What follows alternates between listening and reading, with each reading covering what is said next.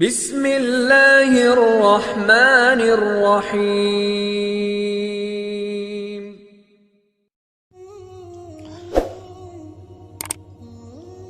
ایک آدمی نے خواب دیکھا کہ وہ جنگل سے گزر رہا ہے اور اس کے پیچھے شیر لگ گیا۔ اس کو سامنے ایک درخت نظر آیا جس کے نیچے ایک کنواں تھا اور اس درخت کی لمبی لمبی شاخیں اس کنویں میں لٹک رہی تھیں۔ اس نے شیر سے بچنے کے لیے اس درخت کی طرف دوڑ لگا دی اور اس کی شاخوں کو پکڑ کر اس کنویں میں لٹک گیا۔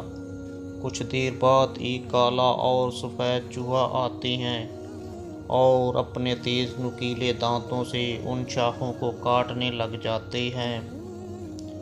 وہ بہت کوشش کرتا ہے ان چوہوں کو بھگانے کی، لیکن وہ مسلسل ان شاخوں کو کاٹتے چلے جاتے ہیں یہاں تک کہ وہ شاخیں کٹ جاتی ہیں اور وہ نیچے کنویں میں گر جاتا ہے۔ اس کے ساتھ ہی اس کی آنکھ کھل جاتی ہے۔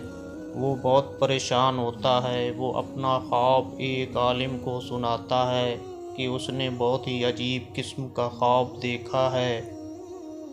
عالم نے جب اس کا خواب سنا تو عالم نے اس کو یہ تعبیر بتائی کہ جو شیر تمہارے پیچھے لگا ہوا تھا وہ دراصل تمہاری موت تھی، اور جو کالا اور سفید چوہا تھا وہ تمہاری زندگی کے دن اور رات تھے، اور جو درخت کی شاخیں تھیں وہ تمہاری زندگی تھی جن کو چوہے کاٹ رہے تھے اور وہ کمزور ہوتی جا رہی تھی، اور جو کنواں تھا وہ تمہاری قبر تھی۔